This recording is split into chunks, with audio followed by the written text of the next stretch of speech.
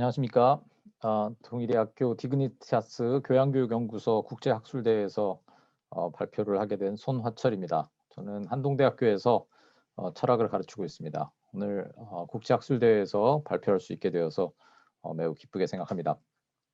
제가 오늘 발표할 제목은 하이퍼리드 시대의 민주주의입니다.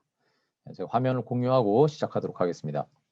네, 오늘 아까 말씀드린 대로 오늘 발표의 제목은 하이퍼리드 시대의 민주주의이고 연구 문제는 인공지능 추천 시스템으로 가능해진 새로운 지식과 정보 습득 체계가 민주주의에 미치는 영향은 무엇이며 변화에 어떻게 대처할 것인가 하는 것입니다. 발표 순서는 다음과 같이 진행하도록 하겠습니다. 먼저 구술 문화에서 하이퍼리드로가 이제 제 발표의 일장 제목인데요. 먼저 하이퍼리드라는 말을 들어보신 적이 없을 텐데 제가 만든 말입니다. 그래서 제가 그 설명을 간단하게 드리도록 하겠습니다.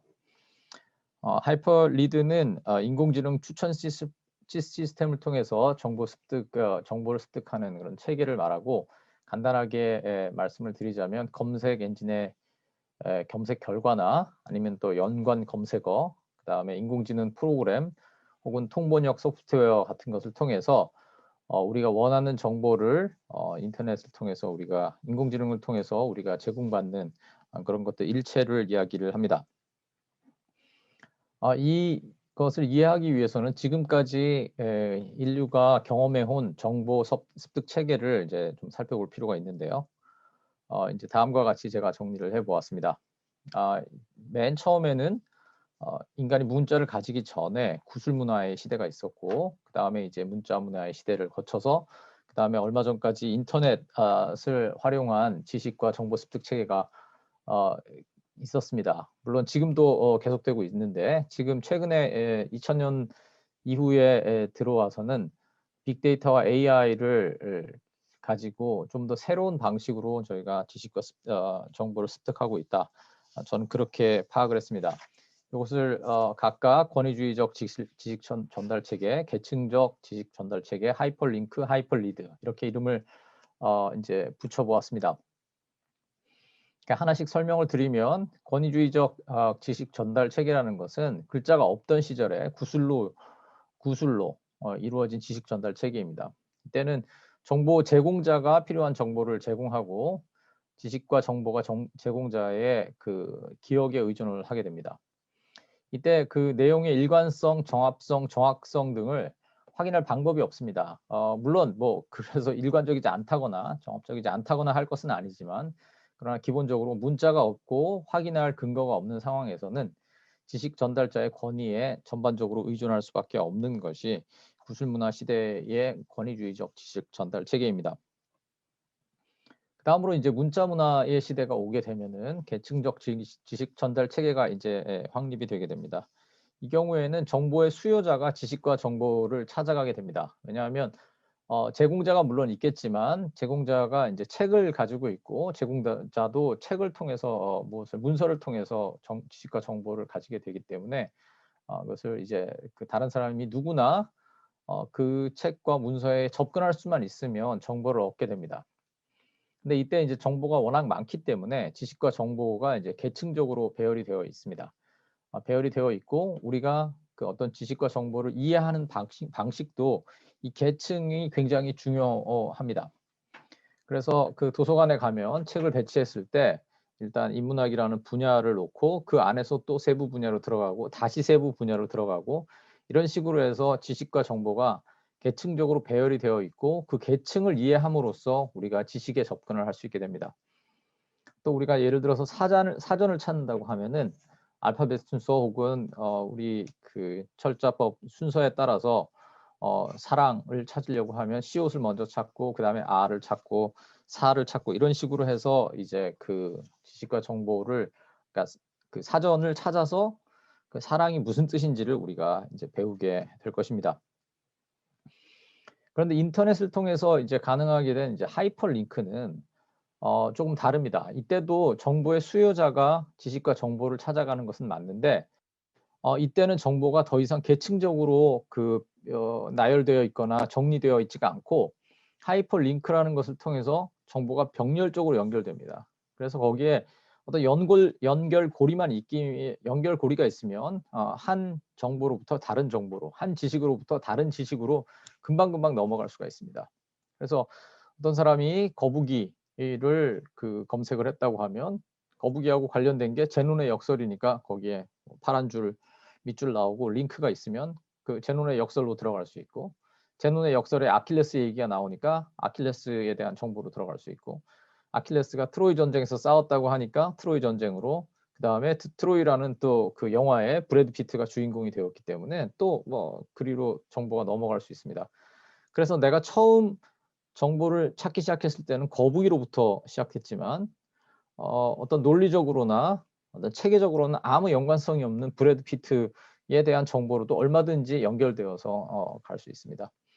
그래서 이때 정보와 정보 사이의 내용적 관련성은 별로 중요하지 않습니다. 아까 이제 그 사전에서, 종이 사전에서 사랑을 찾는 방법이 있었는데 온라인 사전에서도 우리가 이제 사랑을 검색할 수가 있죠. 이때는 그냥 사랑이라고 검색하면 바로 그 정의가 나오게 됩니다. 그러니까 바로 그 링크로 지나가는 것이지 시온 먼저 그다음에 그다음에 리을 이런 식으로 그 지식을 찾아가는 것이 아닙니다.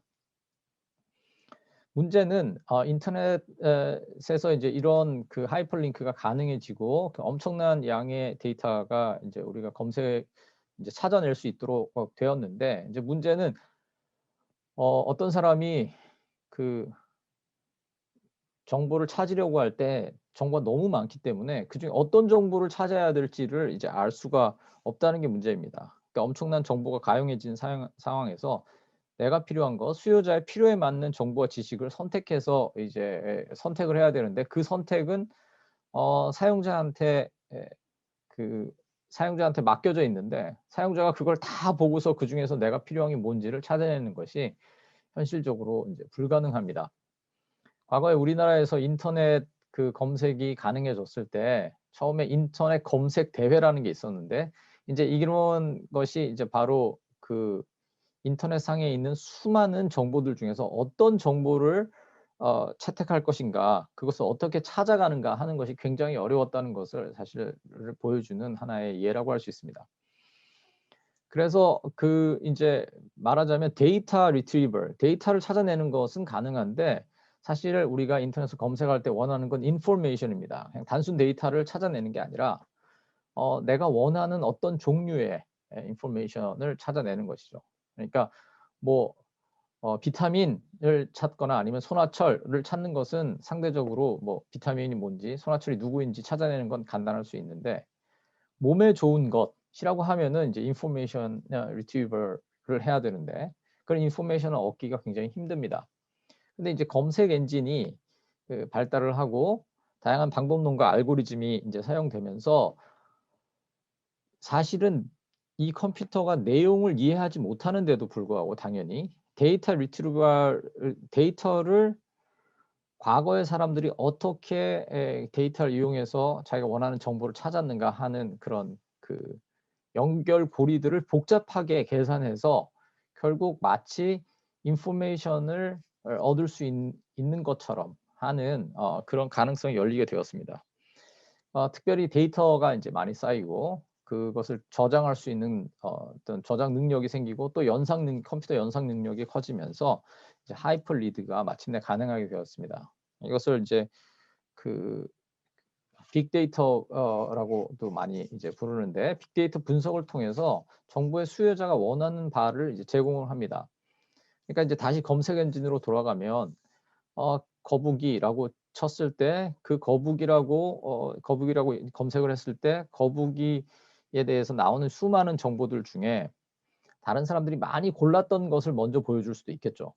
그런데 이제 조금 더 데이터가 쌓이고 나면 40대에 철학을 공부하는 사람이 거북이라고 검색했을 때 어떤 자료를 더 많이 원하는가 하는 것들을 점점 데이터가 모일수록 정교하게 이제 맞추어 갈 수가 있게 됩니다.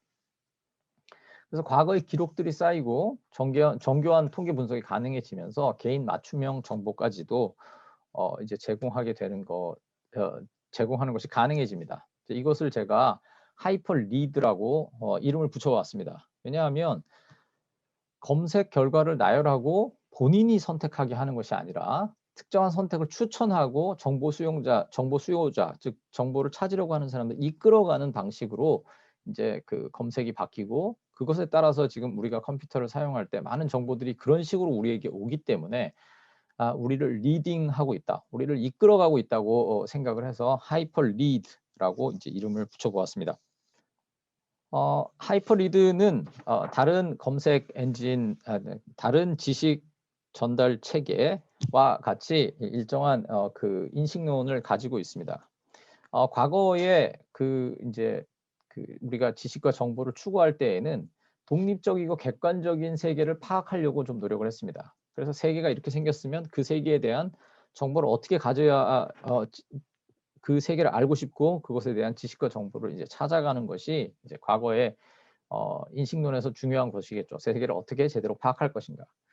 그런데 지금 하이퍼리드의 이제 상황에 오면은 세계에 대한 데이터가 있고 그 데이터 중에서 내가 필요로 하는 것들을 나한테 제공해주고 그것을 지식과 정보라고 하기 때문에 이때에는 어떤 우리가 일반적으로 얘기하는 세계를 어떻게 있는 그대로 파악할 것인가 라는 물음이 약간 무의미해집니다. 즉 독립적이고 객관적인 세계, 우리가 그 인식론에서 일단은 전제를 해야 했던 독립적이고 객관적인 세계에 대한 그런 그 비중이 훨씬 더 줄어들게 됩니다.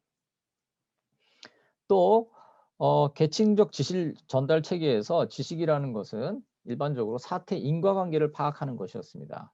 그래서 어떤 사람이 무엇인가를 알게 된다는 것은 지금 세상에 있는 어떤 사태가 있는데 그 사태의 원인과 결과를 정확하게 파악하는 것이었다고 할 수 있습니다. 그러나 하이퍼리드에서는 상호관계를 파악해서 유용성이 있다면 인과관계를 몰라도 상관이 없다라고 봅니다. 뭐 본다기보다는 그것을 전제해서 하이퍼리드가 작동합니다.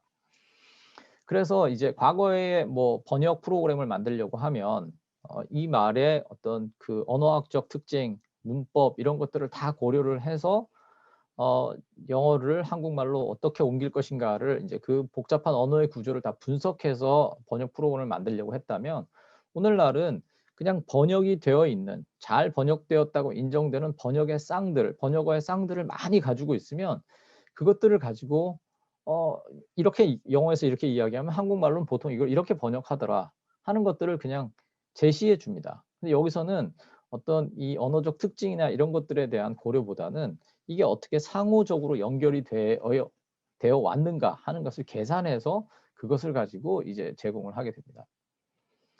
그래서 과거에 그 와이어드 그 잡지의 편집장이었던 앤더슨이라는 사람이 The End of Theory, 이제 더 이상 그 인과관계를 파악하는 그 이론이라는 그런 것은 필요가 없고 이제는 상관관계, 상호관계만 알고 있으면 된다. 그리고 그것은 엄청난 양의 데이터를 모으면 그 상호관계를 파악을 할 수 있게 되고 그것을 통해서 우리가 필요한 지식들을 다 얻을 수가 있게 된다. 이렇게 이야기를 합니다. 하이퍼리드를 통해서 어떤 사태를 파악하는 것은 이런 특징을 가지기도 하지만 또 편향의 문제에 노출되어 있습니다. 그래서 편향의 문제는 여러 가지가 있는데 일단 의도적인 왜곡과 선전의 가능성이 있습니다. 그러니까 아까 말씀드린 것처럼 하이퍼리드가 나에게 필요한 정보를 제공해 준다고 할 때 그 정보의 제공을 이제 뭐 알고리즘이 하든지 아니면 또 그 서비스를 제공하는 주체가 하게 될 텐데 그 주체가 어떤 식으로든지 나로 하여금 특정한 생각을 하도록 의도적으로 사태를 왜곡하거나 선전할 수 있는 가능성들이 얼마든지 있습니다. 예를 들어서 페이스북에서 나한테 어떤 피드가 먼저 올라오게 되는가 할 때 그걸 이제 그 짜는 알고리즘이 있을 텐데 그 알고리즘이 정말 순수하게 사태를 제대로 보여주기 위해서만 짜여졌는가 아니면 나로 하여금 특정한 것에 좀 더 많이 노출되도록 해주는가 하는 것들을 이제 우리가 생각을 할 수가 있습니다. 그래서 이제 의도적인 왜곡이나 선전이 뭐 일어나는지는 알 수 없지만 가능하다는 것이고요. 또 하나는 데이터의 불균형한 수집으로부터 생기는 편향입니다. 그건 뭐냐면 지금까지 데이터를 많이 모아서 그것을 기반으로 해서 이제 분석을 해서 결과물을 내다 보니까 어떤 특정한 영역이나 그 분야에서 데이터가 충분히 모여 있지 않으면 그 제대로 된 그 정보를 제공해 줄 수 없다는 것이죠. 이 여자분한테는 매우 미안한 일인데 이 사진이 굉장히 유명한 사진입니다. 이제 구글에서 페이스 그 레코그니션을 하는데 흑인 여성을 고릴라로 이제 그 했다는 것입니다. 그러니까 다른 뭐 저 비행기나 뭐 큰 건물이나 자전거나 이런 것들은 제대로 그 사물 인식을 제대로 했는데 흑인 여성의 얼굴은 고릴라로 인식을 했다는 것입니다. 이게 뭐 구글이 인종차별을 하기 위해서 그랬다기보다는 충분한 데이터가 모여 있지 않았기 때문에 이제 이런 오류가 생겨났다고 할 수 있습니다. 자, 그러면은 우리가 데이터를 많이 충분히 모으고 그다음에 뭐 페이스북이나 이런 큰 회사들이 완전히 정말 깨끗한 마음으로 아주 중립적인 어떤 알고리즘을 만들어서 제공하면 편향이 없어질 것이냐? 그거가 이제 그렇게 간단하지가 않습니다. 왜냐하면 결과의 편향을 막을 수는 없기 때문입니다. 그러니까 우리가 그 검색을 하고 그것으로부터 어떤 정보를 얻고 뭐 검색을 하지 않더라도 우리가 어떤 방식으로든지 정보를 얻었을 때 우리가 선택할 수 있다면 그것을 그 중에 하나를 선택을 하게 될 테고 그게 다시 그 다음에 다른 사람이나 내 자신이 선택을 할 때 하이퍼리드가 계산하는 그 요소가 다시 될 것입니다. 그러니까 결과적으로 나의 선택을 통해서 어떤 특정한 선택이 계속 이제 쌓이게 되고 계속 나는 제공해 주는 것을 다시 또 제공해 준 것 중에서 선택을 하고 하기 때문에 결과적으로는 굉장히 그 나의 선택이 어떤 한 방향으로 쏠리게 될 가능성이 많이 있다는 것입니다. 자, 이 결과의 편향을 이제 피할 수가 없는데 물론 다른 영역에서도 이런 편향들이 당연히 있을 수밖에 없습니다. 한국 사람은 한국 이야기만 많이 들을 것이고 미국 사람은 미국 이야기만 많이 들을 테니까 어떤 식으로든지 우리가 뭐 하이퍼리드가 아니라 하더라도 특정한 편견이나 편향이 생기는 건 어쩔 수가 없기는 한데 그러나 하이퍼리드를 통한 지식과 정보 접속 지식과 정보 습득이 그런 것들을 훨씬 더 강화하고 좀 더 심하게 만든다는 것이 이제 문제입니다. 하이퍼리드에는 인식론적 한계가 있습니다. 뭐 이 한계는 AI의 한계라고 할 수도 있고 뭐 빅데이터의 한계라고도 할 수 있겠는데 일단 과거보다 더 나은 판단을 내릴 수 있는가 하는 이제 한계가 있습니다. 그러니까 우리에게 주어지는 하이퍼리드를 통해서 주어지는 그 결과라는 것이 과거의 정보를 모아서 미래를 미래를 예측하는 것이기 때문에 항상 과거에 완전히 이제 매여 있다는 것입니다. 그다음에 어떤 그 판단을에 있어서 그 인공지능은 우리는 몸을 가지고서 판단을 하는데 우리의 몸이 있다는 것을 전제로 해서 우리의 판단이 이루어지는데 인공지능은 우리가 몸으로 체득하는 것들을 다 입력해 줘야 되는데 그렇게 입력을 과연 해서 우리에게 적절한 어떤 대안을 제시해 줄 수 있는가 하는 그런 한계들이 분명히 있습니다. 또 윤리적 판단의 경우에 여러 가지 상충하는 윤리적 기준들이 있는데 그 기준 중에 어떤 것을 우선할 것인가 그게 과연 데이터의 입력으로 가능한가 하는 그런 기본적인 한계들이 있습니다. 그런데도 불구하고 하이퍼리드가 가지는 즉각적인 유용성과 설득력을 또 무시할 수가 없기 때문에 이제 이것을 어떻게 해결할 것인가 그러면 하이퍼리드를 얼마만큼 허용할 것인가 하는 이제 문제들을 우리가 고민하게 됩니다. 특별히 그 중에서도 정치적인 함의에 대해서 생각하지 않을 수가 없습니다. 민주주의와 그 정보 지식 습득은 굉장히 중요합니다. 과거에 이제 민주화가 일어났다는 것은 과거에 어떤 사람들이 독점하고 있던 정보와 지식을 모든 사람들이 이제 가지게 된다 하는 것하고 굉장히 그 연결이 많이 되어 있습니다. 그런데 이제 또 굉장히 중요한 것은 민주주의 사회 시민, 민주주의가 어떻게 가능한가? 왜냐하면 시민이 합리적이기 때문에 민주주의가 가능한 것이죠. 그러니까 똑똑한 어떤 독재자가 판단을 내리는 것도 좋은 판단을 내릴 수가 있는데 굉장히 위험한 방식이고 그보다는 민주주의 사회 시민이 전체적으로 함께 만드는 것이 전반적으로는 더 낫다 하는 이제 그 원리가 민주주의인데, 그렇다면은 그게 성립하기 위해서는, 그런 주장이 성립하기 위해서는 민주주의 사회의 시민은 합리적이어야 되고, 정보와 지식은 왜곡되지 않은 정보와 지식이 제대로 주어졌을 때 민주시민은 제대로 판단할 수 있다. 이걸 이제 우리가 전제로 하고서 민주주의를 이야기를 하는 것입니다. 또 나아가서 어떤 우리가 잘못 판단할 수도 있고 지식이 왜곡될 수도 있는데, 그런 경우에도 합리적 의사소통이나 절차를 통해서 바로잡을 수가 있다 하는 것까지가 민주주의를 구성하는 굉장히 중요한 전제들입니다. 그런데 그 이제 우리가 지금 아까 말씀드린 정보 습득 어떤 체계의 역사에서 보면, 구술문화에서 문자문화, 다시 하이퍼링크로 이어지는 지식 습득 체계는 민주적인 어떤 특징을 점점 더 가지게 되는 방식입니다. 그러니까 특별히 그 하이퍼링크에는 굉장히, 물론 거기에 인과적인 연결고리가 명확하지 않다 하더라도 굉장히 많은 정보가 동시에 모든 사람들에게 제공될 수 있기 때문에, 옛날에 문서로 되어 있던 그런 정보들이 옛날에 뭐 글을 읽을 줄 아는 사람이나 혹은 또 문서가 물리적인 한계를 가지고 있기 때문에 어떤 사람들이 독점할 수 있었던 것들이 이제 더 펼쳐졌기 때문에 더 민주적인 특징을 가지게 됐다고 볼 수 있는데, 그러나 하이퍼리드는 이런 흐름을 반대로 돌리고 있습니다. 제가 이제 그 하이퍼리드가 초래하는 수직적, 수평적 양극화가 있다 하는 것들을 이제 말씀을 드리려고 합니다.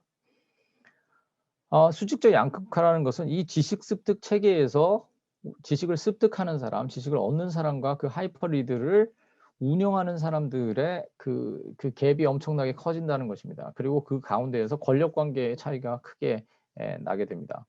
그래서 하이퍼리드 상황에서 정보의 수요자는 수동적인 위치에 서게 되고, 정보 제공자는 수요자에 대해서 막강한 영향력을 행사할 수 있게 됩니다. 예를 들어서 빅데이터와 빅데이터가 굉장히 중요한데, 빅데이터의 수집과 가공을 아무나 할 수 있는 게 아니고 대기업이나 국가가 그것을 독점하게 되거나 거의 독점에 가까운 형태로 데이터를 모을 수밖에 없습니다. 그래서 결과적으로 하이퍼리드의 상황에 오면은 구술 문화의 권력 차이와 굉장히 유사한 형태를 띠게 됩니다. 그러니까 무슨 말씀이냐면, 그 구술 문화 때의 그런 권력 관계, 정보의 제공자와 수요자의 그 엄청난 차이, 그것들이 다시 하이퍼리드에서 재생된다고 하는 것입니다. 반면에 하이퍼링크와 문자 문화는 비슷한 권력 체계를 가지고 있는데, 그때도 물론 정보 서비스를 공급하는 자와 서비스 수요자의 이제 그런 이슈가 있을 텐데, 이것들은 상대적으로 그 책을 들고 있는 사람과 책을 가서 봐야 되는 사람의 차이, 그 정도 차이여서 그 하이퍼링크와 오히려 더 유사하다고 이제 생각이 됩니다.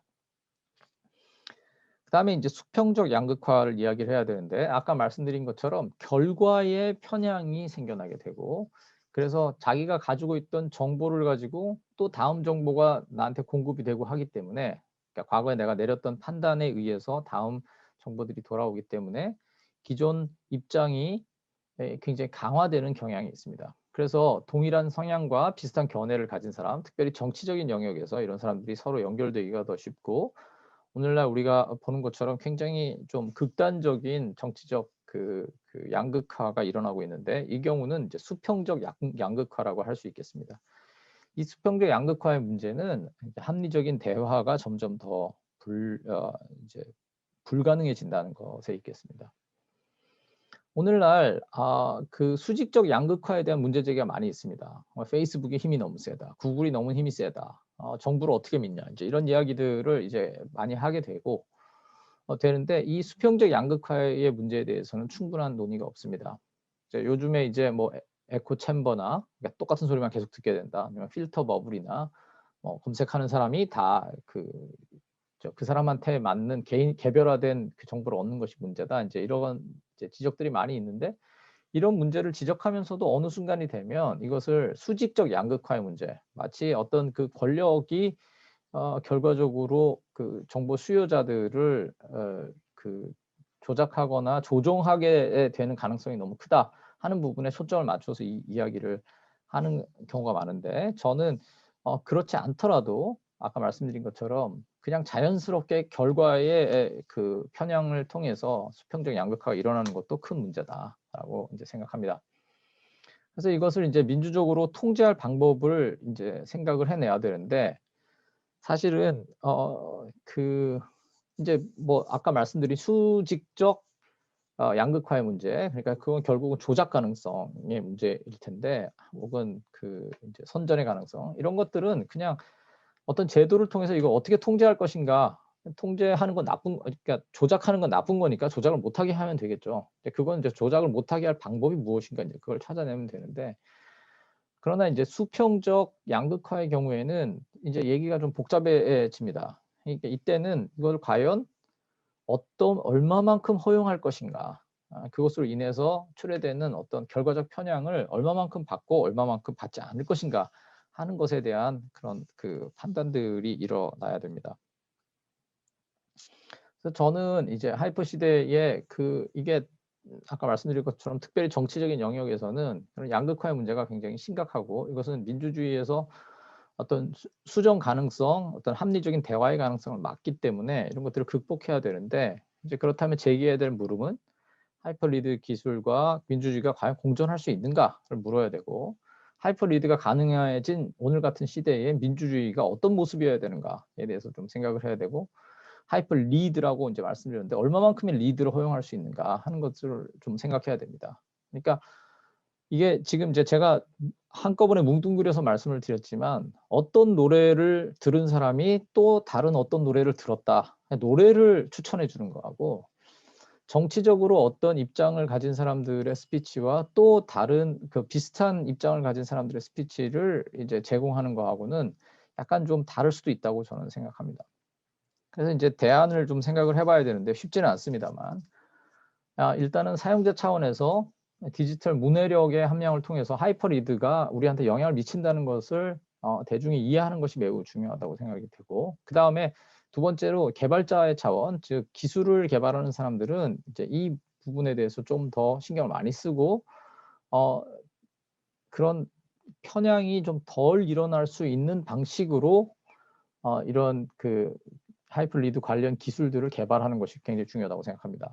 그래서 일단 관련 알고리즘이 가능한 그 공개가 돼서 왜 이 피드가 나한테 올라오는지, 왜 이게 나한테 추천이 되었는지를 좀 알 수 있도록 하는 것이 굉장히 중요하다고 생각하고, 그 다음에 아까 말씀드린 것처럼 노래나 영화를 고를 때의 어떤 추천과 어떤 정치적인 견해와 관련된 어떤 추천이 약간 구별해서 생각할 수 있는 방안들을 생각해야 된다고 생각합니다. 그 다음에 정치적 편향이 최소화될 수 있게 검색 결과를 제출을 하고, 어떤 추천이 나한테 올라왔을 때 그게 왜 추천되었는지를 알 수 있도록 하는 방식의 어떤 그 프레젠테이션 방법을 생각해야 된다고 생각합니다. MIT에서 이 고보라는 그런 대안적인 어떤 그 SNS를 한번 그 실험적으로 만들어 봤다고 하는데, 이제 이런 것들이 이런 노력의 일환입니다. 정부 차원에서는